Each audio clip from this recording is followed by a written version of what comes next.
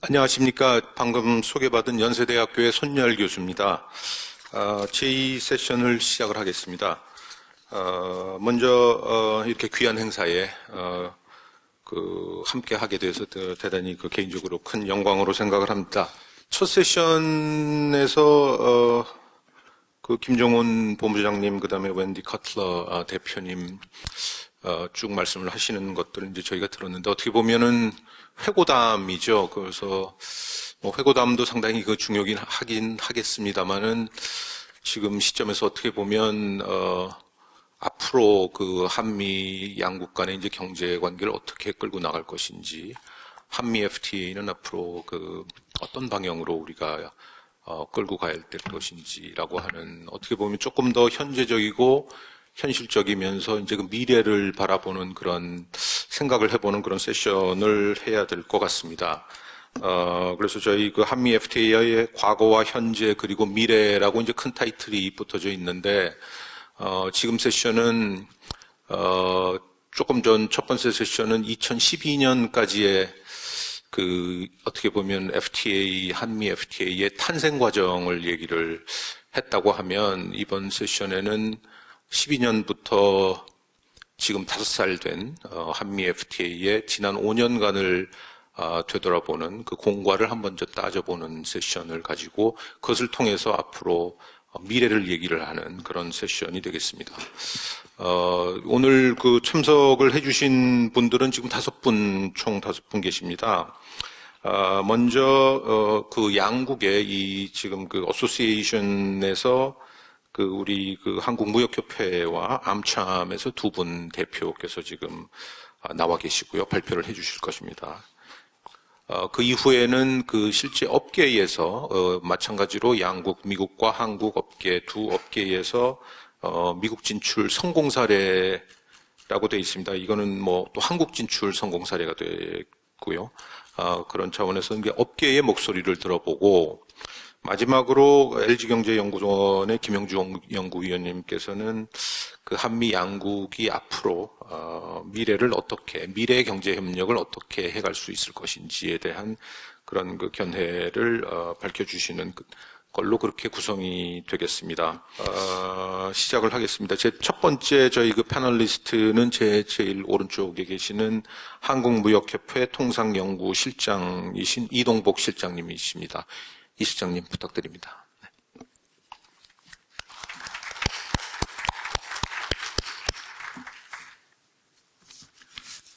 네, 방금 소개받은 한국무역협회 통상연구실의 이동복 실장입니다. 저희 연구실에서 지난 한미 FTA 발효 5주년 동안의 평가 및 시사점에 대해서 보고서를 만들었습니다. 이 자리에서 발표하게 돼서 기쁘게 생각합니다.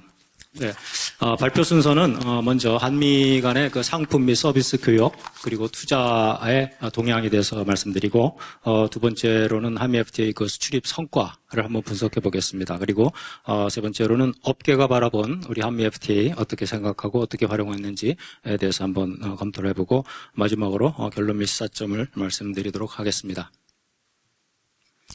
앞에 우리 인사 말씀해 주시거나 또 축사를 해주신 여러 VIP 분들께서 이미 여러 차례 말씀을 하신 것처럼 여러 가지 통계 자료는 이렇게 또 반복할 필요가 없을 것 같습니다. 지난 5년간 한미 FTA가 발효된 5년간 전 세계 교역도 감소하고, 또 우리나라의 한국의 대세계 교역도 감소하는 추세 속에서 한미 간, 양국 간의 교역은 연평균 1.7%라고 하는 플러스 증가율을 보이면서 FTA에 기반한 그런 성과가 있었던 것으로 판단됩니다. 한번 상품 및 이제 무역 수지하고 투자 부분을 한번 보겠습니다. 이제 미국 측에서 이제 이런 무역 수지 적자 부분에 대해서 이제 언급을 하고 있습니다만, 우리나라의 대미 무역 수지 흑자는 지난 2015년에 약 258억 불에서 작년에는 232억 불로 조금 감소했습니다만 굉장히 큰 무역수지 흑자를 보이고 있고, 반면에 말씀드린 것처럼 서비스 부분은 2015년 기준으로 약 141억 불의 적자를 보고 있습니다. 그래서 이런 상품 수지와 서비스 수지를 합치면은 전체 교역 수지 규모는 우리가 한 110억 정도, 110억 정도의 그런 흑자를 보고 있다고 볼 수 있습니다. 투자 부분을 보면은 우리나라의 그 미국으로의 이제 투자가 약 511억 불, 누적 기준입니다만, 그리고 미국의 한국에 대해서 투자한 부분은 약 202억 불 해서 우리나라가 미국에 대한 투자가 약 310억 불 정도 초과하는 그런 투자 현황을 나타내고 있습니다. 그리고 이를 통해서 미국 내에서 직접 고용 창출한 그 기여를 보면 약 4만 5천 명, 4만 7천 명, 약간의 통계 숫자 차이가 있습니다만 대략 한 4만 5, 6천 명의 직접 고용 유발을 했다고 볼 수 있겠습니다. 가장 양국 간의 한미 FTA가 성공적이라고 평가할 수 있는 그 부분 중 하나가 바로 양국 간의 서로 상대국 시장 점유율입니다. 그래서 우리 미국의 우리 한국 시장 내에서의 시장 점유율이 발효되기 전인 2011년도에 8.5%를 차지하고 있었습니다만 2016년 작년에 약 10.64%로 2.14%포인트가 증가한 것으로 나타났습니다. 또 우리나라의 미국 시장 내에서의 시장 점유율도 2011년에 2.57%에서 작년에 3.19%로 0.62%포인트 증가한 것으로 보여서 양국이 서로 상대국의 시장 내에서 시장 점유율을 확대시켜온 성공적인, 양국이 서로 윈윈한 그런 FTA로 보고 있습니다. 전체적인 수출 증가율을 보면은, 약 지난 한 5년간에, 수입 품목, 비수입 품목이 약간 이렇게, 순계자장의 차이가 나는 거는, 이제 관세 철폐 그 스케줄에 따라서, 비선형으로, 진행되는 관계로, 또 작년에, 특수한 그런, 교육 환경으로서 약간의 차이가 있습니다만, 대체로, 대미, 수출, 수혜를 붙고 있는 수출 품목이 늘고 있는 것을 볼 수 있겠습니다. 한번 활용하는 면을 보면은, 지난 2012년, 그러니까 발효 1년차 되었을 때 활용률이 전체적으로 한 52.6% 정도에 불과했습니다. 그러나 5년 차인 작년에는 78%를 넘음으로써 FTA 활용률이 굉장히 많이 제고되었고, 이를 통해서 우리 수출 기업들에게 커다란 도움이 되었던 것으로 보여집니다. 품목군별로 이렇게 보면은 특히 가죽, 고무, 신발류의 활용률이 굉장히 크게 증가한 것을 볼 수 있겠습니다. 수입 부분을 보면 지난 5년간 연평균 수입 증가율을 보면 0.6% 감소를 보였습니다. 그러나 이것도 동기간에 우리나라의 대세계 수입 감소율인 평균 5% 감소한 것을 봤을 때는 8분의 1 정도로 상당히 양호한 그런 교역관계를 나타냈다라고 이렇게 볼 수 있겠습니다. 특히 이제 자동차 부분이 양국의 이제 관심 품목 중에 하나인데요. 지난 이제 5년 발효되면서 미국산 수입 차에 우리 국내 시장 점유율이 발표 전에는 약 9.6%였으나 작년에는 18.1%로 약 8.5%포인트 상승했으니까 미국산 자동차가 한국 시장에서의 그 시장 점유율을 크게 늘려왔다고 볼 수 있습니다. 또 이제 다른 나라의 그런 시장 점유율을 보면은 유럽이나 일본 차는 오히려 시장 점유율이 좀 감소한 반면에 미국 차가 이렇게 증가한 것으로 나타난 거 봤을 때 미국 자동차 메이커로서는 그게 나쁜 소식은 아니라고 생각을 합니다. 의약품 부분은 여러 가지 이제 수요도 증가하고 함으로써 우리나라의 대미 의약품 수입이 크게 늘고 있습니다. 지금 연평균 약 한 13% 가까운 증가율을 보였으니까 상당히 많이 늘고 있는데요. 특히 호르몬제라든지 소매의약품 또 완제의약품 중심으로 수입이 크게 증가하고 있습니다. 업계는 우리 FTA를 어떻게 바라보고 있고 또 어떻게 활용하고 있는지를 한번 지난 2월에 저희가 설문조사를 했습니다. 그래서 이제 487개사, 대부분이 다 중소기업들입니다만 업체들이 회신을 응답을 해주었습니다. 그 내용을 보면은 FTA를 어떻게 활용하고 있는 정도를 한번 보니까 약 68%, 70% 가까운 업체들이 활용을 하고 있습니다. 그리고 뭐 수출입 업체 할 것 없이 양쪽 기업들이 다 고루 활용하고 있는 것으로 나타나고 있습니다. 그러면 이제 활용하는 기업들의 만족도는 어떤가 한번 저희가 살펴보았습니다. 대부분, 응답 업체 중에서 약 80%, 79.5%가 FTA로 인해서 자사의 경영 또는 실적에 도움을 받았다라고 이렇게 긍정적으로 평가했습니다.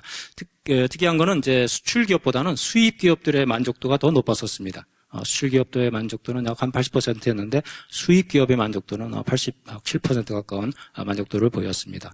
그 만족도를 보인 이제 이유를 이제 물어봤더니 대부분 이제 수출 기업의 입장에서는 이제 시장을 이제 확대하는데 수출 시장을 확대하는데 마케팅하는데 도움을 많이 받았다. 그리고 또 수입 업체 입장에서는 비용 절감 부분에 있어서 업체가 많은 도움을 받은 것으로 이렇게 나타나고 있습니다.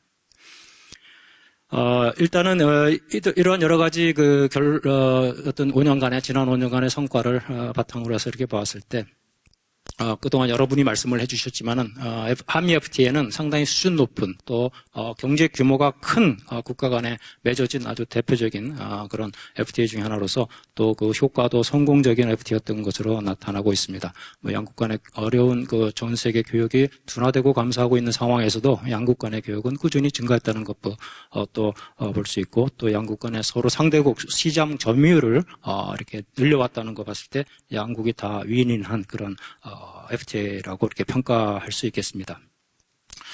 또 우리 업체들 대상으로 저희가 이렇게 설문조사를 통해서도 확인한 바와 같이 뭐 수출입 기업을 망라하고 활용도도 상당히 높았고 또 활용하고 있는 기업들의 만족도 수준도 상당히 높았습니다. 그런 부분에 있어서는 역시 한미 FTA가 상호 윈윈한 그런 좋은 FTA였다고 판단이 됩니다.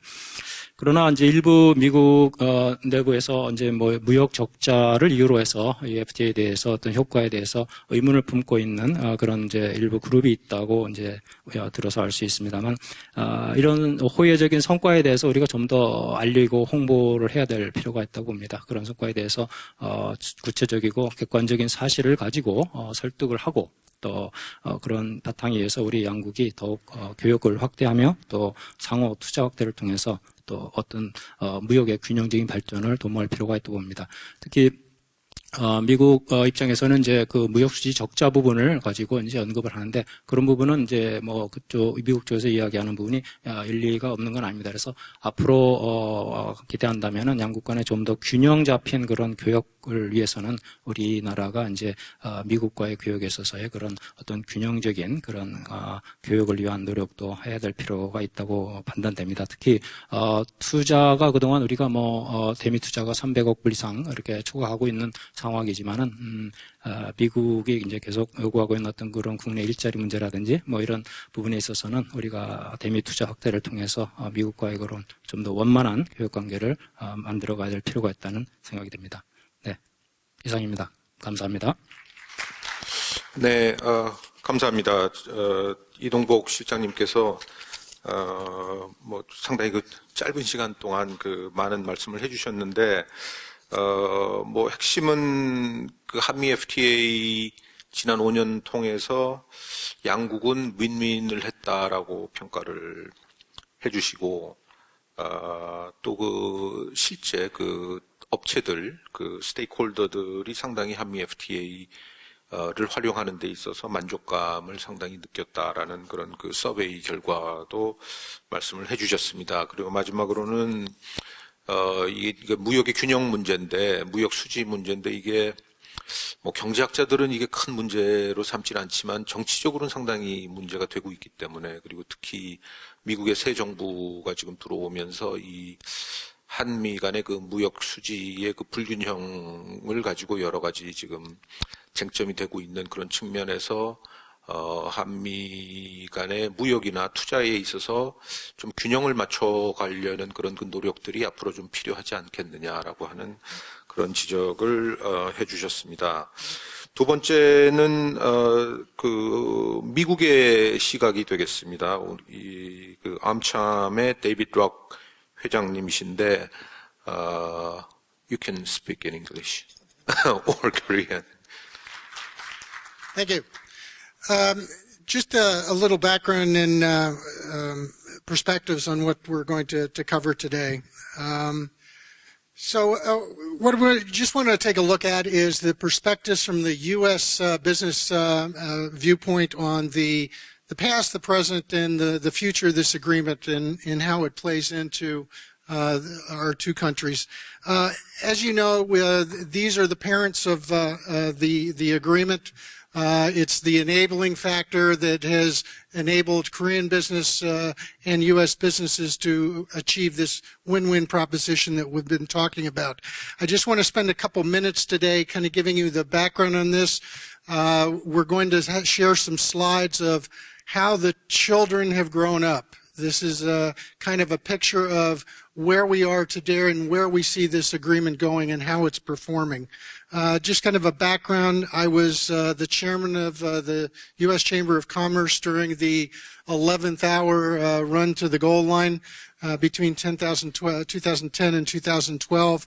Our challenge was nowhere near the challenge that Jay and Wendy had, but we were faced with developing our constituency base and a consensus amongst a very diverse American business community, as well as the representatives in the U.S. government that represented each of our geographies, in trying to present what we saw as the win-win picture for pushing this agreement over the goal line through the ratification process and through the consensus building process amongst U.S. business. So I want to just kind of share some pictures of how some of the success stories that we've realized as a result of this agreement. A lot of these people have the misconception that the Korea Free Trade Agreement is kind of a one-sided love affair. That's not it at all. Korea is the 6th largest trading partner for the United States, which is a very significant fact in and of itself, and it anchors a broad base of strategic, political, and economic relationships and partnerships that we have here. There's been an 84% increase in the amount of two-way trade over the last decade between Korea and the U.S. The past 5 years since the agreement was put in place, there's been $545 billion in two-way trade in economic benefit to both economies. That is largely by virtue of the benefits that the free trade agreement has brought to us. And the last statistic really that I think is very important and is frequently understated is that Korea is the 2nd largest direct investor in the U.S. from Asia. And that has tremendous benefits off the radar screen that don't show up in the trade balance statistics that we all know of, but we sometimes understate. Since the FTA, as we know, the amount of U.S. citizens employed by Korean companies has increased by 40%. The Korea FDI in the United States has increased by 52%. The large-scale FDI commitments by Korean companies continues to roll out, and I think we're going to get even greater participation in investment as we move forward, particularly in the light of the current administration that is now in the U.S. and the focus that the U.S. is placing on job growth and investment back into the United States.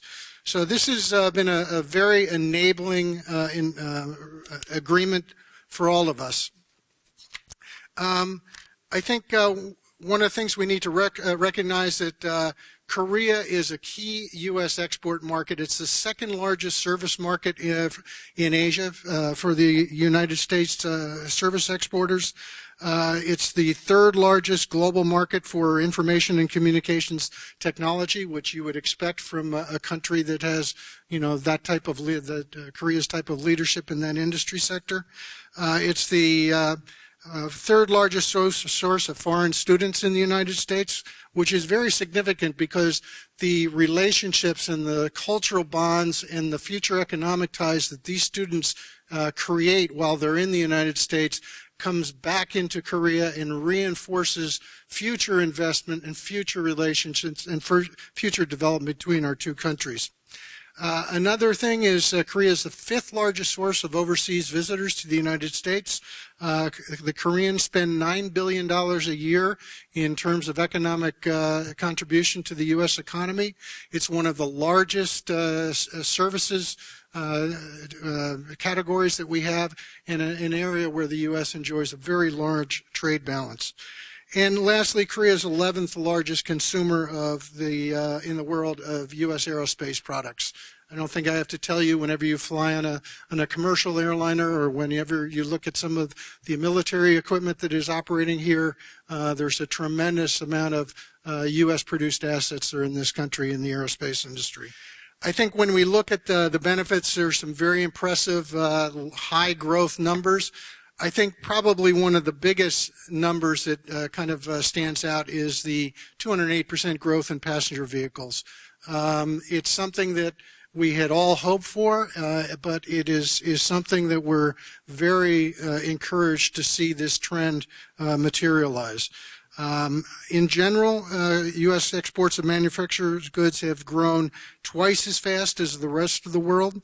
I think over the same period of time, when we take a look at the key sectors of autos and pharma and machinery, they're up 8.4% from 2011, which was pre-Kores, and they represent about $37 billion in U.S. exports to Korea.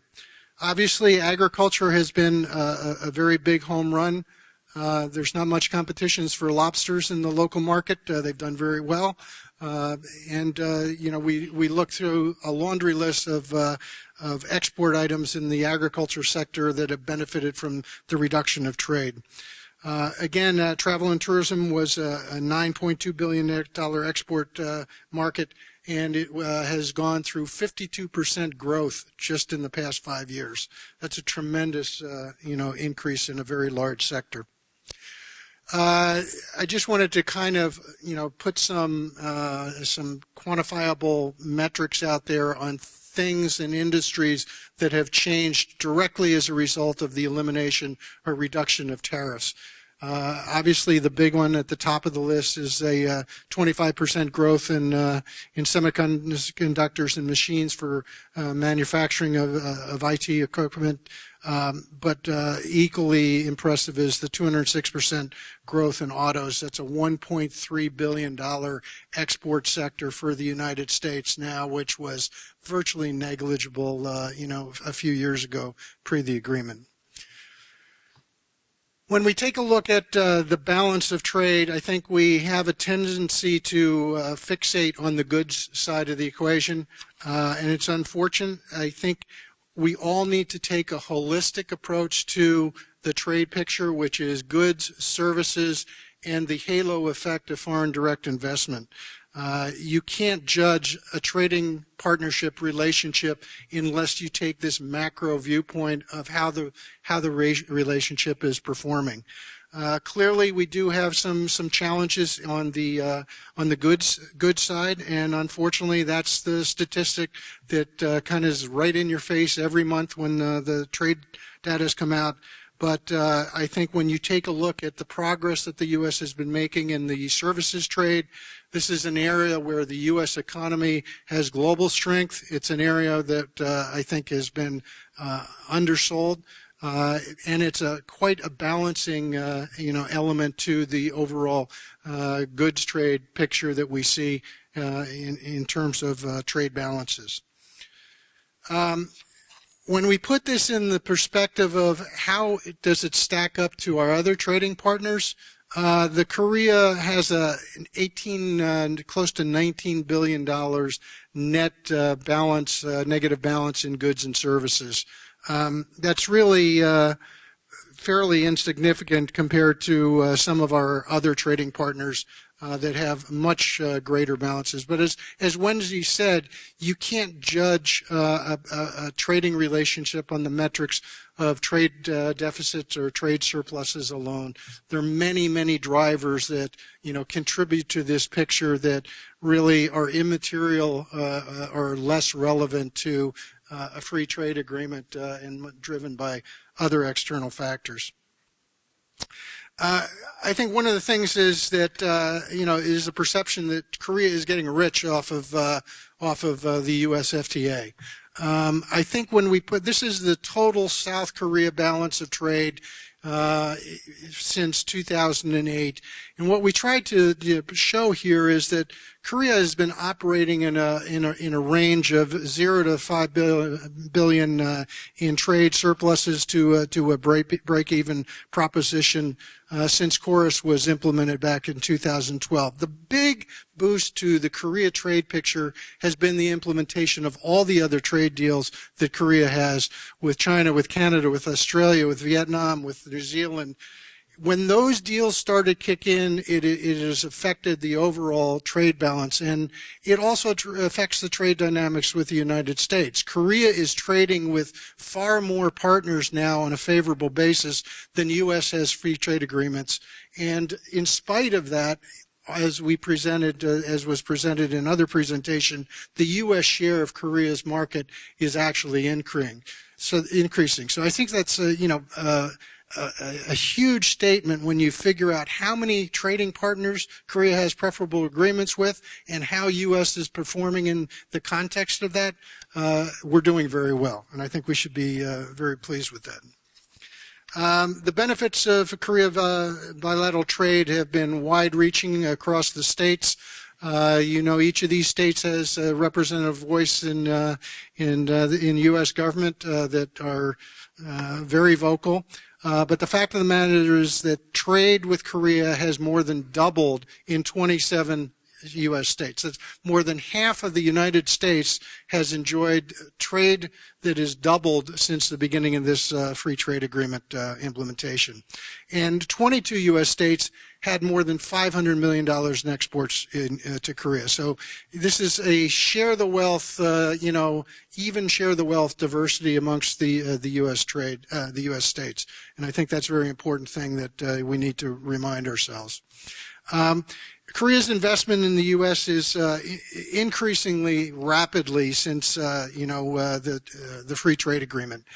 This is the line of investment in the U.S. and Korea versus Korea investment in the U.S. And if you take a look at from 2000 on, the Korea cumulative investment has really taken on a very steep growth curve.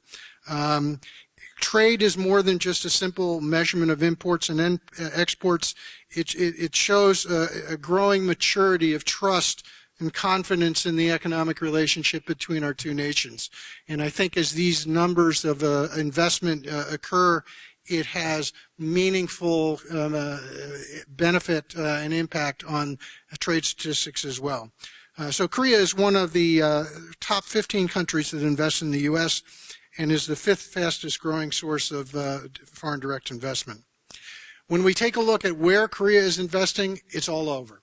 There is a very large interest in terms of, size of investment in some of the southern states, but most of the United States, or a great deal of the United States, has participated in this FDI investment picture. And I think this is just the tip of the iceberg. As we know, Samsung is spending another $2-3 billion to expand their chip plant. LG and Samsung are both talking about building appliance plants in the United States. The investments just keep rolling in, and with that comes not only the investment of the big guys, but they bring whole cottage industries of SMEs along with them down the supply chain, which really has not been properly quantified. There's another 40 to 50 to 70,000 jobs on the suppliers that are tied to some of these foreign direct investments that we really need to acknowledge and quantify when we take a look at the overall relationship. So lastly, the benefits of the KORUS FTA have really been easily quantified by how many employees, the big investors, those investors are spending more than $100 million in foreign direct investment in the U.S. But this does not take into consideration the SMEs that have a $10 million, $50 million investment, who also have a large worker base of U.S. employees that support them in the United States. Lastly, I just want to close on where we see the future's going. I think, sure, we've achieved a lot over the past few years, but we have to really work towards faithfully implementing all of the elements of the free trade agreement. It provides us the basis that gives us the confidence to continue to invest. It provides us the political cover of making sure that the people that are in charge of these agreements understand and truly see the value to businesses on both sides of the ocean. So I think the most important thing is to move forward with full implementation of all the chapters and all the provisions.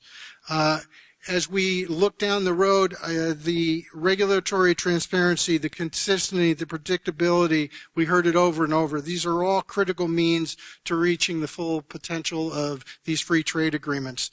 And I think Korea's status as a global player, we are all interested now in the future of borderless open innovation. And really these free trade agreements and the regulatory platform that they provide and the rules of the game enable us to take these, these wins and apply these to other markets and take this innovation across industries and across borders together. And I think at the end, increased two-way FDI is absolutely critical. We need to grow and prosper collectively, and this foreign direct investment is a cornerstone of our future trade relationship. And I thank you. Thank you very much, Chairman Rock. 지금 저 말씀을 들어보니까 아까 저 한국 사이드에서도 지금 한미 FTA는 굉장히 그 좋은 협정이었다라고 지금 말씀을 하시고 미국 사이드에서도 굉장히 좋은 협정이라고 지금 그 서울에서는 그 다 좋다 그러는데 워싱턴에서는 문제라 그러는 게 도대체 어떻게 된 건가 하는 그 생각이 그 문득 드네요. 다음은 한국에서 지금 한국 기업인데요. 그 미국 시장에 들어가서 성공을 하신 그런 사례입니다. 그 에나 인더스트리인데 이게 자동차 부품을 생산해서 수출하는 기업의 스토리를 저희가 들어보도록 하겠습니다. 그 에나 인더스트리의 김한용 팀장님 부탁드리겠습니다.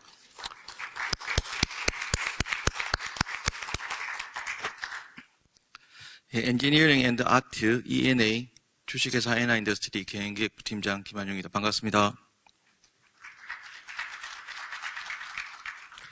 저희 주식회사 에나인더스트리는 5개의 공장과 4개의 해외 지사 그리고 미국의 공장과 2개의 조인트벤처 공장 그리고 직장 어린이집을 운영하고 있으며 근로자는 같이 근무하는 인원은 300여 명이 근무하고 있는 작지만 강한 글로벌 강소기업입니다.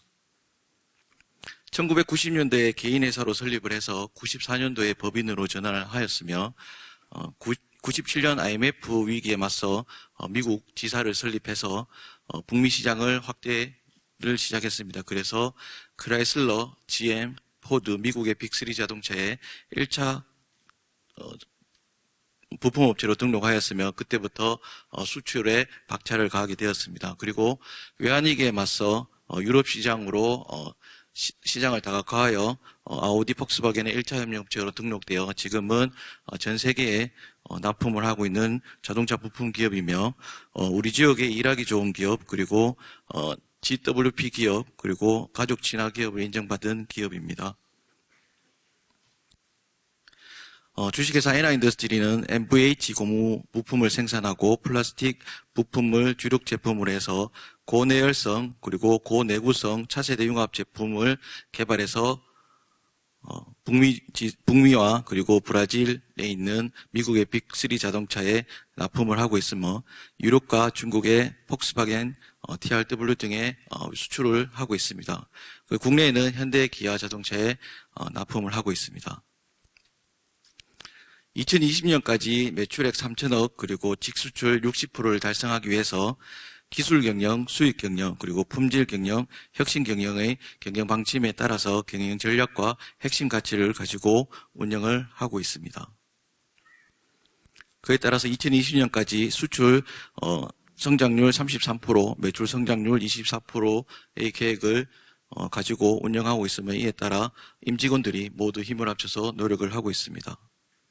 그래서 직수출 60%를 제2의 창업으로 생각을 하고 국내의 마케팅을 강화하고 인적 자원을 강화하고 그리고 경영 혁신과 복지를 증진해서 고부가가치의 제품들을 생산해서 직접 수출을 60%로 강화하겠다는 성장 방향을 설정하여 운영을 하고 있으며 그에 따른 글로벌 수출 로드맵을 작성하여 차곡차곡 나가고 있습니다.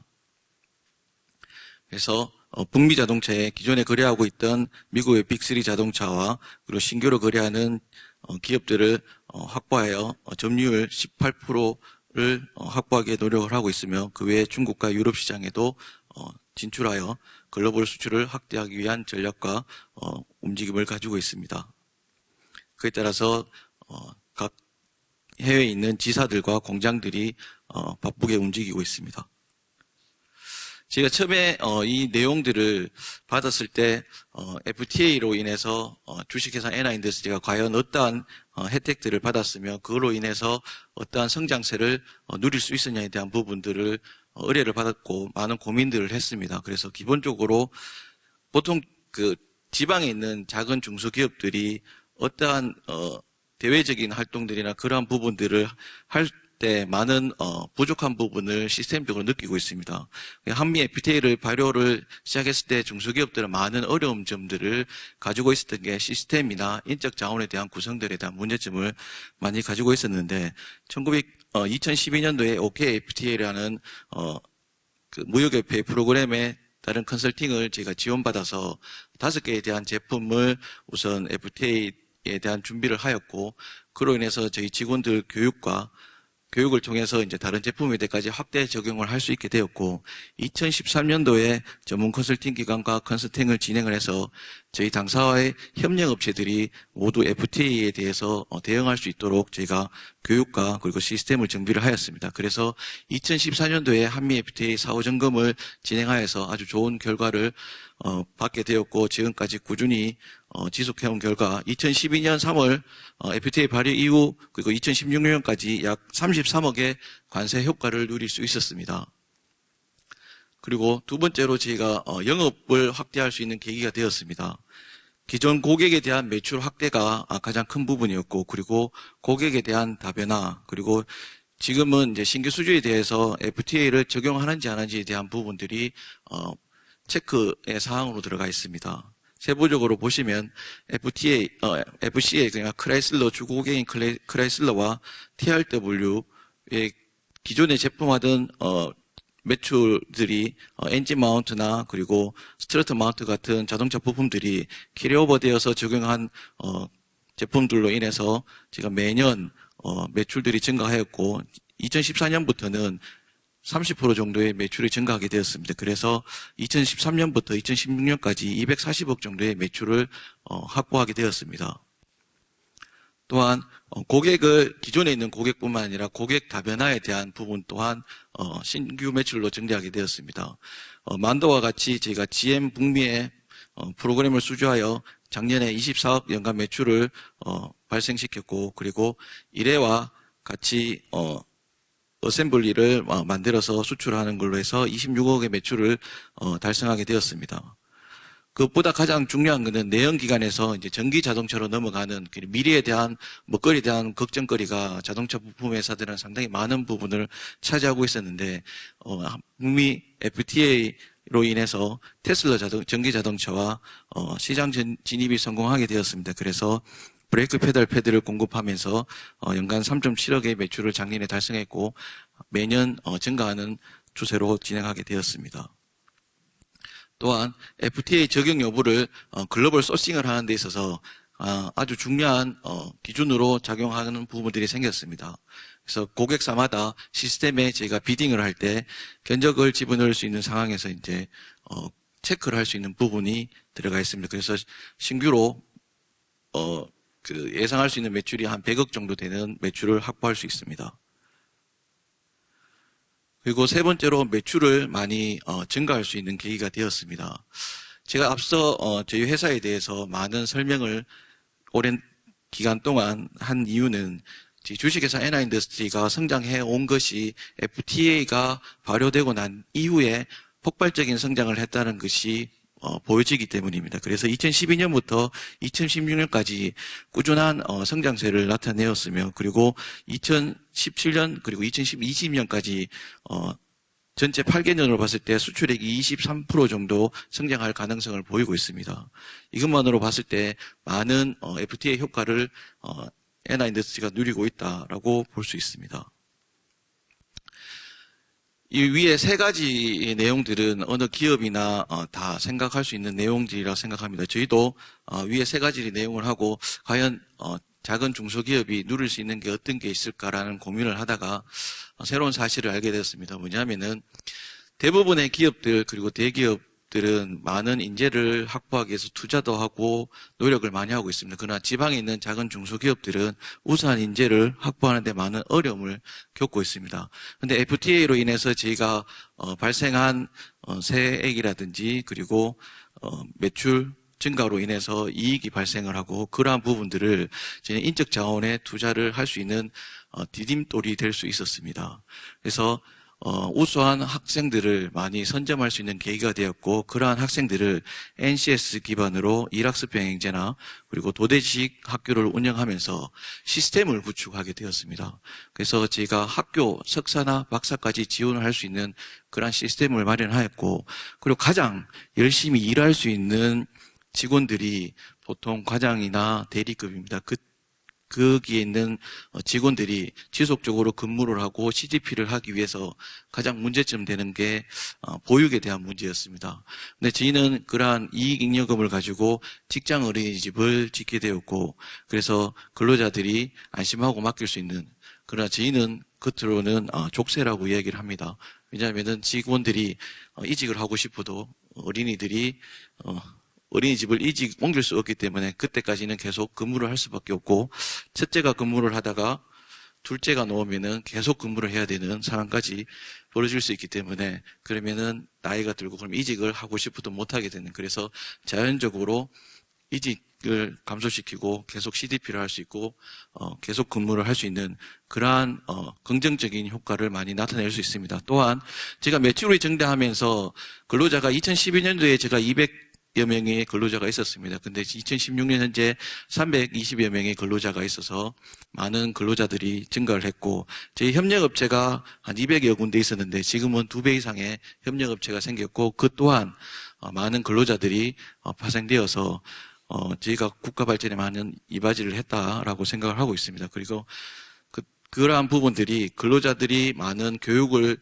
받게 되고, 그리고 우수한 자원으로 양성이 됨으로 인해서 품질이 향상되고, 그리고 업무 효율 또한 12% 정도 증가되었고, 인재 성장이 27% 증가했으며 직무 만족 또한 상당히 많이 나타나게 되었습니다. 이러한 부분들이 선순환 구조로 갔을 때 기업의 경쟁력은 계속 강화되고 글로벌 강소기업으로 어디에 내놔도 뒤지지 않는 기업으로 성장할 수 있었으며, FTA가 계속 지속 발전되어서 저희와 같은 중소기업들이 많은 혜택을 누리고, 그리고 세계에 나가서 경쟁을 할 수 있는 그러한 기회들이 계속 발생하였으면 하는 바람으로 발표를 마치도록 하겠습니다. 감사합니다.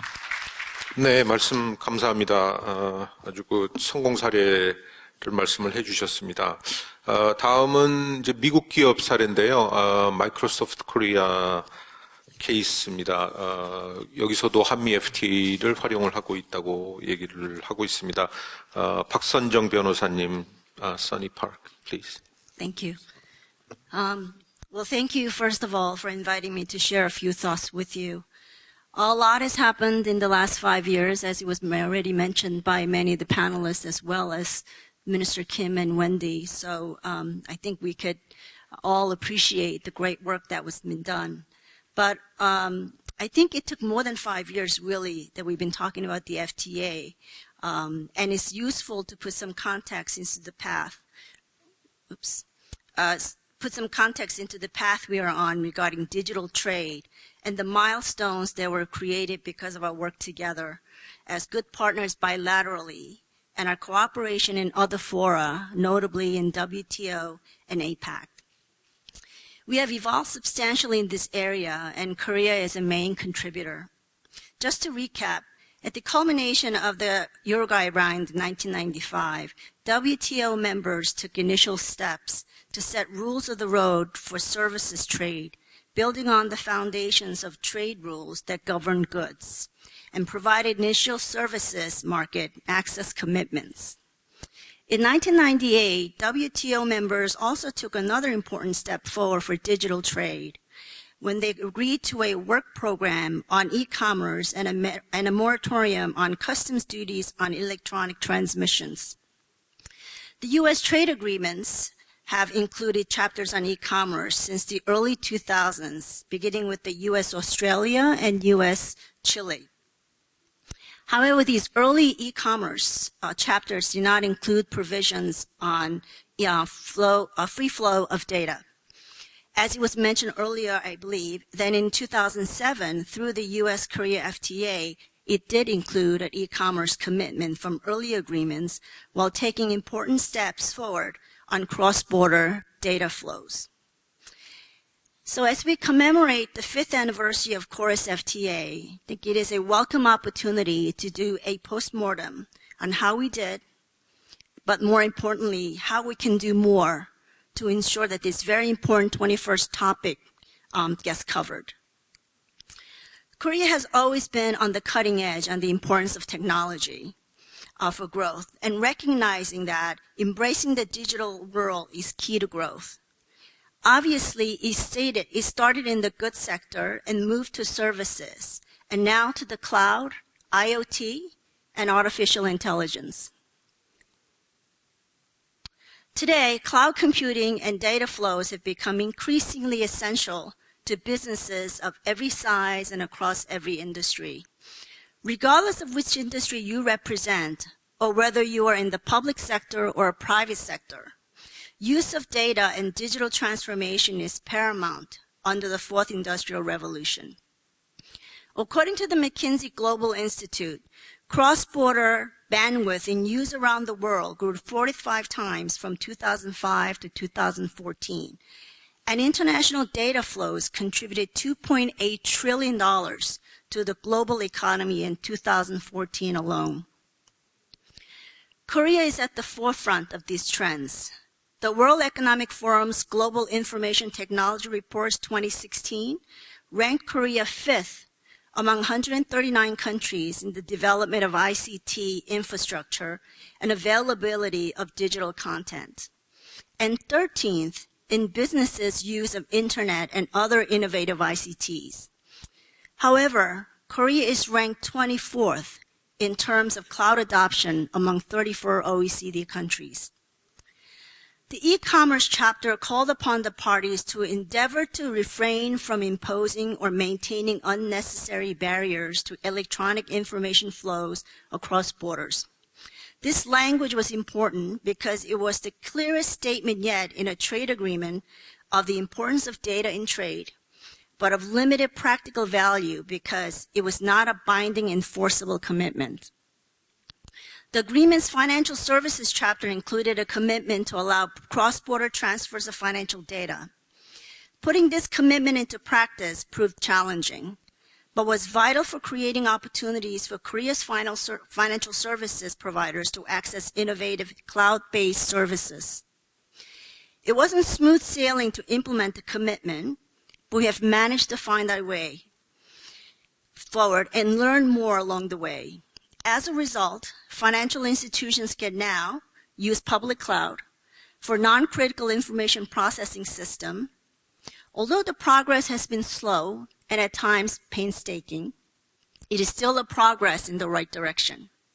In addition, Korean government has allowed public sectors to adopt public cloud for data classification levels 2 and 3 with KISA certification. These are both good start, and I think we should recognize the good work that was started by the relevant government agencies such as FSC and MSIP. However, even with these deregulations in practice, we are confronted with challenges and barriers on free flow of data, which is critical to economic growth. For instance, in the public sector, although public cloud adoption is allowed by the government agencies with KISA certification, obtaining the certification has been most challenging. Due to local specific requirements and regulations, such as physical network separation and adoption of locally recognized encryption technology for public sector, non-Korean companies have been not able to get certified by KISA.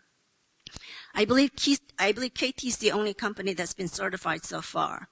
In addition, because of varying regulatory agencies and differing requirements are involved, for instance, there's Personal Information Protection Act, there's network and so forth, as well as industry-specific regulations that are in place, it's been challenging to coordinate among various government stakeholders. However, although there are challenges, but I think that comes with the time and because of the digital economy that's in front of us. I would like to end by saying we've made good progress. There are still ways to go in order to embrace this digital transformation that's in front of us. And I hope that both countries would do all it can to live up to the spirit of the FTA, regardless of what's written in the four corners of the agreement, so that both economies can transform in this digital era. Thank you. Thank you very much. 아까 첫 번째 세션에서 한미 FTA의 업데이트 혹은 모더니제이션 그런 말씀들이 계셨고 아마 디지털 트레이드가 이제 그 대표적인 사례 중에 하나라고 얘기가 됐습니다. 마침 오늘 또 이 문제에 대해서 이제 문제를 좀 던져주셨습니다. 마지막으로 LG경제연구원의 김형주 연구위원님의 발표를 듣겠습니다. 네, 고맙습니다. 예, 반갑습니다. LG경제연구원에서 온 김형주라고 합니다. 제가 이제 마지막 발표자라서 아마 시간을 줄이기 애를 써야겠습니다. 저는 이제 크게 세 가지 이야기를 하려고 합니다. 근데 앞에서 중복되는 내용들도 많고 지금 시간 제약이 있기 때문에 그냥 몇 개의 장표를 중심으로만 말씀을 드리도록 하겠습니다. 먼저 한미 FTA에 대해서 앞에 발표하신 분들도 그렇고 아까 축사해 주신 분들도 그렇고 굉장히 긍정적이었다라고 평가를 하셨는데 사회자께서 지적하셨듯이 지금 미국 내에서의 반응은 그다지 좋지 않습니다. 그래서 저는 왜 그런지를 한번 살펴보려고 하고요. 지금 한미 FTA 어떤 점이 장애 요인으로 작용하고 있는지를 알아야 오히려 두 나라 간의 경제 관계가 앞으로 어떤 방향으로 이제 바뀌어 갈 것인지를 좀 제시해 주지 않을까 하는 이유에서 그런 접근을 하고자 합니다. 먼저 한미 FTA를 추진했던 배경에 대해서는 다들 아시다시피 한국 입장에서는 이제 경제적인 새로운 도약이 필요했고 시스템 개혁 이런 것들이 필요했습니다. 그 중에서도 특히 좀 주목해서 볼 부분은 한국과 미국 간의 교역 구조가 지난 1980년 이후로 계속 수출 유사성은 높아지는, 즉 한국의 산업 구조가 고도화되면서 한국과 미국의 수출이 굉장히 비슷한 방향으로 흘러갔습니다. 반면 무역 보완성이라고 하는 것은 이제 두 나라가 서로 이제 예를 들면 한 나라가 수출하면 그 제품을 서로 수입하는, 즉 보완성이 높아질수록 두 나라 간의 교역은 계속 늘어날 수밖에 없습니다. 이 관계에서는 관세 장벽이 높더라도 계속 늘어나게 마련인데요. 이게 90년대 후반을 계기로 해서 무역 보완성이 꺾이기 시작합니다. 즉 두 나라가 이제는 서로 보완 관계라기보다는 경쟁하는 관계로 나아가기 시작을 했고, 이때는 이제 관세 장벽이 굉장히 중요한 허들로 작용을 합니다. 그런데 과거에 FTA를 체결한 다른 나라들의 사례를 보면 이렇게 무역 관계가 경쟁적일 때는 FTA 체결이 오히려 두 나라의 교역을 촉진하는 결과를 가져옵니다. 그 이유는 두 나라 사이에 관세 장벽이 존재할 때는 서로 같은 업종에 있는 기업들이 서로 경쟁할 가능성이 매우 낮지만 FTA를 통해서 관세 장벽을 낮추면 그 안에서 경쟁이 일어나고 결국 효율적인 기업이 살아남으면서 산업 내 분업이 확산됩니다. 그래서 산업 간 교역보다 산업 내 교역이 늘어나고 그러면서 이제 전반적인 효율성이 높아지는 것이죠. 다만 거기서 한 가지 문제가 생기는데 그런 경쟁은 결과적으로 루저를 낳게 되는 것입니다. 앞에서도 이 한미 간 FTA는 서로에게 윈윈이었다라는 말씀들을 다 해주셨습니다. 분명히 그거는 맞는 이야기고 또 두 나라 간의 협상에서는 그 협상을 통해서 서로의 이익이 되는 부분만을 남길 수가 있습니다. 반면 한 나라 안에서는 이 효율화라는 이름으로 산업 구조가 재편되다 보면 누군가에게는 이익을 주지만 누군가는 이제 패배할 수밖에 없는, 즉 피해자가 발생하게 되는 것이고, 그래서 모든 나라의 그 이제 경제 정책을 담당하는 사람들은 FTA와 같은 무역 자유화 협정을 추진할 때는 그와 동시에 그 이제 무역으로 발생한 이익을 무역으로 인해 발생한 피해의 보상의 재원으로 쓰일 수 있는 그런 조치들을 항상 같이 마련해서 피해를 최소화하기 위해 노력을 하는 것입니다. 근데 문제는 이제 그런 피해 최소화를 위해서 만든 프로그램들이 여러 가지 이유로 제대로 작동을 안 합니다. 그나마 한국은 아직 피해가 가시화되지 않아서 그런 논쟁이 별로 없지만 그 경제 통합을 일찍부터 시작했던 유럽연합이라든지 그리고 실제 미국에서도 이와 관련된 논란들이 계속 이어지고 있습니다. 그래서 한미 FTA 이후에 실제 두 나라의 교역이 어떻게 바뀌었는가를 뭐 간단하게만 먼저 소개해드리자면, 그 한미 FTA 협상이 이제 시작하기 직전, 즉 2005년에 한국이 미국에 대해서 주로 수출한 10대 품목입니다. 그리고 2011년 이 가운데 있는 것은 한미 FTA가 발효되기 직전 10대 품목이고 2016년 지난해의 10대 품목인데요. 자세히 보시면 한국의 대미 수출에서 주요 품목은 거의 변화가 없습니다. 이 10개 품목 중에 무려 6개가 2005년부터 2011년, 2016년에 이르기까지 계속 포함이 돼 있다는 이야기죠. 즉 이것은 이제 뭐 여러 가지 의미가 있겠습니다만 한국의 대미 수출은 FTA로 인해서 뭔가 획기적으로 바뀌었다기보다는 전반적으로 교역이 확대되는 방향으로 늘어났다라고 말씀드릴 수 있겠고요. 근데 이와 굉장히 대조적으로 미국의 한국에 대한 수출, 즉 한국 입장에서의 대미 수입 10대 품목을 보면 굉장히 다양합니다. 그리고 이 앞에서 한국의 그 대미 수출의 10대 품목의 비중은 무려 50%에 육박하는 반면 미국의 한국에 대한 그 10대 품목의 비중은 전체 3분의 1에도 미치지 못하는 굉장히 낮은 수준입니다. 즉 미국의 한국에 대한 수출은 굉장히 다변화되어 있고, 또 자세히 보시면 제조업 수출보다는 좀 원자재에 가까운 농산물이라든지 또는 장치 산업에 관련된 수출이 많습니다. 즉 원가에 따라서 이게 수출이 규모가 이제 달라지는 그런 측면이 하나가 있겠고, 또 한 가지 기억해야 될 것은 일자리를 별로 만들지 못하는 제품들이 한국의 대미 그 10대 수출 품목에 포함되어 있다는 것입니다. 그러다 보니, 그리고 이와 이제 병행해서 또 한 가지 봐야 될 것은 우리가 한미 FTA를 추진할 때는 이게 발효되면 한국에 대한 미국의 어떤 무역 제재라든지 이런 걸 좀 줄이는 데 도움이 되지 않을까 하는 기대를 했습니다만은 실제로 그 미국이 다른 나라에 부과하는 그런 이 무역 제재의 증감은 FTA 추진 여부와 상관없이 경기 변동이나 어떤 경제 위기에 훨씬 더 민감하게 반응을 한다는 걸 알 수 있습니다. 즉 한국과 미국 간의 FTA는 어떤 이제 완전한 성과를 거뒀다기보다는 굉장히 좀 제한적인 성과를 거뒀다라는 것을 확인할 수 있겠고요. 지금 여기서 보여드리는 장표는 그 미국 경제의, 그러니까 미국의 한국에 대한 수출이 아까 왜 그런 형태로 나타나고 있는가를 좀 보여드리기 위한 장표인데요. 협상을 시작하기 직전에 2005년에 미국의 제조업이 미국 전체 GDP에서 차지하는 비중은 13.09%였습니다. 그런데 2016년, 이건 작년 이제 3분기 기준입니다만 그 비중이 11.75%로 약 1.33%포인트 줄어들었습니다. 제일 오른쪽 열이 이제 증감을 보여주는 건데요. 가장 크게 줄어든 부분이 제조업이고 가장 크게 늘어난 부분이 보면 뭐 사회 서비스라든지 전문 기술직 같은 서비스 업종입니다. 즉 미국 경제는 이미 서비스업 비중이 굉장히 컸지만 그 후로도 계속해서 제조업의 비중은 줄어들고 서비스업의 비중은 이제 커지는 그런 구조로 바뀌어가고 있습니다.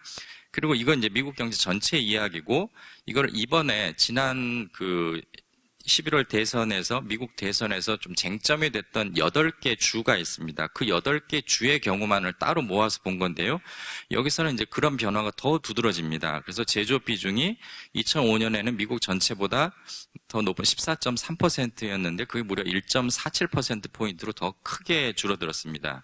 그리고 이 8개 주가 미국 전체에서 차지하는 GDP 비중도 맨 아래 보면 21.65%였는데 지금 20.64%로 줄어든 것이죠. 즉, 그 공화당 지지율이 높게 나타났던 8개 주에서도 제조업의 비중이 줄어들고 서비스업의 비중이 커지는 그런 추세는 계속 나타나고 있는데, 이거는 보는 관점에 따라서 굉장히 다르게 해석될 수 있습니다. 하나는 미국 경제는 제조업이 줄어들고 대신 서비스업의 부가가치가 높아지고 있지 않느냐. 그렇기 때문에 한국과의 교역에서도 그 제조업 부분, 상품 교역에서는 좀 무역수지 적자가 커지고 서비스에서 흑자를 보는 것은 당연하다라고 보는 것은 이제 거시경제학자들의 주로 입장이고요. 그 지역의 유권자들 입장에서는 정반대 생각할 수 있는 겁니다. 즉, 한미 FTA 이전에 과거에는 우리가 제조업이 이렇게 많았고 제조업에서 일자리가 많이 만들어졌는데 이게 지금 보니까 굉장히 줄어들었다. 그래서 이 비중을 옛날처럼 좀 돌려줬으면 좋겠다라는 유권자가 늘어난 것이죠. 그리고 실제로 지난 2008년 선거 직전에 그 공화당 우세 지역, 민주당 우세 지역의 선거 지역의 어떤 그 표 분포와 또 FTA에 대한 지지 세력 분포, 그리고 산업별 분포를 보면 묘하게 겹친다는 것을 알 수 있습니다. 그래서 그 미국 내에서의 그 어떤 각 주별 그러니까 선거 동향은 산업 구조와 굉장히 밀접하게 관련되어 있다는 것을 확인할 수 있고요. 그러다 보니까 미국 유권자들은 이제 좀 과거로 돌아가고 싶다라는 의사표현을 굉장히 적극적으로 하게 됩니다. 그리고 이런 적극적인 의사표현이 미국의 제조업 부활 정책 또는 자국 우선주의에 당연히 반영이 되는 것이고, 그러다 보니까 이제 채찍과 당근, 특히 채찍이 그 제조업을 지키기 위한 수단으로 많이 동원이 되고 있습니다. 그래서 제조업이 이제 좋은 일자리를 많이 만들어내니까 미국에서 제조업을 부활시켜야겠다라는 트럼프 행정부의 정책들이 지지를 받고 있는 것이고, 이때 말하는 제조업은 한국에서 생각하는 제조업과는 상당히 다릅니다. 한국이나 중국 같은 아시아 국가들은 제조업 그러면 이건 수출 역군 또는 수출 효자 업종이라고 생각을 하지만, 미국처럼 내수 시장이 큰 나라에서는 굳이 수출까지 하지 않더라도 내수 시장만으로도 충분하기 때문에 일단 우리는 그 수입을 억제하고 그러니까 자국 내 시장을 국산 제품으로 채움으로써 무역 수지를 개선하겠다라는 데 목표를 두고 있는 것입니다. 그리고 이런 그 의견들, 이런 유권자들의 변화가 나타나는 이유를 보여주는 하나의 장표가 이제 오른쪽 그림인데요. 1970년대 미국의 소득 분포는 굉장히 그 표준 정규 분포에 가까웠습니다. 가운데가 뾰족한 구조였지만 이제 최근에는 이런 형태가 좀 두 개의 피크를 그리는, 즉 뾰족한 포인트가 두 개로 나눠지면서 좀 제조업이나 그런 그 경쟁력이 떨어지는 산업 중심에 미국이 하나가 있는 것이고, 뭐 서비스라든지 또는 뭐 R&D, IT 같은 좀 고급 업종 중심, 고부가가치 업종의 미국 사회, 이렇게 두 개로 소득 분포가 나눠지고 있습니다. 근데 지금까지는 이 오른쪽 피크 포인트에 정책 초점이 맞춰졌다면 이제는 왼쪽으로 그 정책 초점이 옮겨지는 추세다라고 볼 수 있겠고, 트럼프믹스의 그 핵심도 그쪽으로 맞춰지고 있습니다. 이제 그 마지막으로 그런 어떤 정책 변화가 초래할 결과에 대해서만 간단하게 말씀을 드리겠는데요. 트럼프 행정부의 경제 정책들이 그 약속대로 추진이 된다면 지금 이 스마일 커브가 아무래도 바뀔 수밖에 없을 것 같습니다. 스마일 커브라고 하는 것은 이제 특정 산업이나 기업 내에서 각 생산 단계별로 부가가치가 어떻게 배분되느냐 하는 것인데요. 예를 들어 한 공장에 일하는 모든 사람이 똑같은 월급을 받는다 그러면 그 경우에 이 부가가치 배분 커브는 아주 수평한 커브를 보여주게 됩니다. 그런데 만약에 그 부가가 좀 이제 연구개발이나 이런 쪽에 월급을 많이 주고 또는 마케팅이나 이런 쪽에 월급을 많이 준다면 점점 위쪽으로 가게 되고, 벌어들이는 돈은 똑같은데 양쪽 끝부분에 있는 쪽에 돈을 많이 주게 되면 당연히 가운데 제조업 쪽에 그 돌아가는 몫은 줄어들 수밖에 없는 것이죠. 그러면서 이게 점점 웃는 모습처럼 바뀐다 그래서 스마일 커브라고 이야기를 하는 것입니다. 이것은 이제 산업혁명 이후에 꾸준히 진행되어 오던 추세긴 하지만 특히 글로벌화를 통해서 중국이나 동남아 혹은 이제 동유럽 국가들이 이 제조업에 뛰어들면서 훨씬 더 이게 뾰족한 형태의 스마일 커브로 바뀌었었는데요.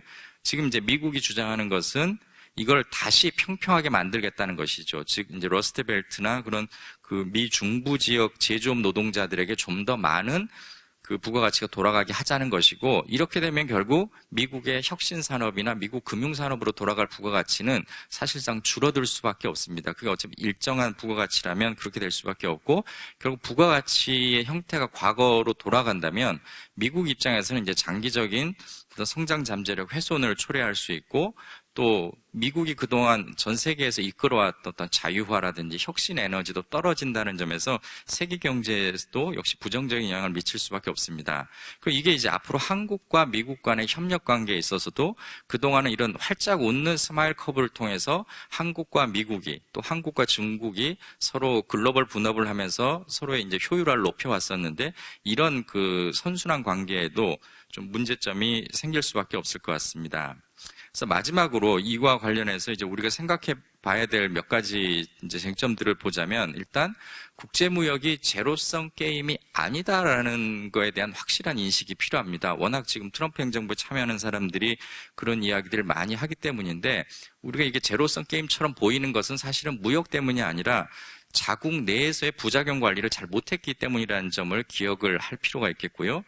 또 지금 미국은 다자간 무역 체제를 부정하고 이제 양자간으로 자꾸 회귀하겠다는 이야기를 하는데, 이것은 결국 글로벌 제조업의 발전 방향과는 굉장히 어긋나는 그 방향이고, 이것은 결국 스마일 커브를 더욱 수평으로 만드는, 그러면서 미국의 장기적인 성장 잠재력을 더 깎아내릴 수밖에 없는 결과를 가져올 것으로 좀 우려하고 있습니다. 그리고 세 번째로는 지금 현재 추진한 이런 무역 투자 정책들이 과연 얼마나 오래 갈 것인가.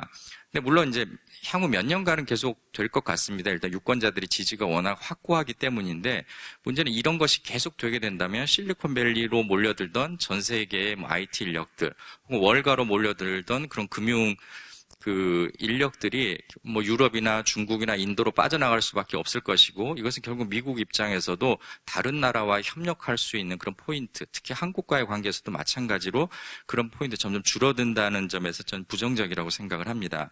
그리고 마지막으로는 지금 이제 미국과 중국과의 관계가 굉장히 악화되면서 한중 관계에도 역시 영향을 받고 있는데, 미국과 중국은 서로 으르렁거리는 것처럼 보이지만 사실상 그 경제 관계가 굉장히 돈독합니다. 그런데 이 그림을 잠깐 보시면 그 중국은 이미 꽤 오래 전부터 그 미국에 대한 종속도를 낮춰가고 있습니다. 이건 멕시코나 한국과는 굉장히 다른 모습인데요. 그래서 지금 현 상황에서 보면 중국이 미국에 대해서 아쉬운 소리를 많이 해야 되는 입장인 것 같지만, 현재 중국의 어떤 저런 산업 정책이 계속 성과를 낸다고 한다면 그 오히려 그 미중 간의 관계는 그 앞으로 한 10년, 20년 후에는 굉장히 달라질 수 있다는 점도 고려할 필요가 있겠고, 거기에 대한 미국으로서의 선택 가능한 옵션은 결국 한국과의 어떤 제조업이나 또는 그런 어떤 서비스업의 서로의 비교 우위를 잘 살린 그런 그 협력 관계 확대가 아닐까라는 생각을 해봤습니다. 이상으로 제 발표를 마치도록 하겠습니다. 감사합니다. 네, 대단히 감사합니다. 김영주 박사님을 끝으로 오늘 그 패널들의 그 프레젠테이션은 다 들었습니다. 마지막 말씀은 미국 그 통상당국의 이 생각을 해야 될 점, 이렇게 완곡하게 표현을 하셨는데, 어떻게 보면 비판받아야 될 점이라고 뭐 그 말씀을 한 5가지 이렇게 쭉 말씀을 해주신 것 같아요. 저희가 시간이 뭐 살짝 넘긴 했습니다만, 그래도 지금 긴 시간 이렇게 계속 앉아 계시어주고 계시기 때문에 그 플로어에 그래도 질문을 1-2개 정도는 받고 끝내는 게 좋을 것 같습니다. 그래서 질문이 있으신 분 혹시 계십니까? We open the floor if you have questions. 외국분들 계시니까 영어로 하겠습니다. 네. My name is Junhyun Kim. I'm engaged in consulting business, Korea, ABC. Actually, it's not a question. I would like to make one comment, which is that there have been enough discussions about the benefits of the chorus. But one thing which has not been emphasized, I'd like to point out, is of course it was been talked about, a tremendous contribution on the relationship improvement between the two countries.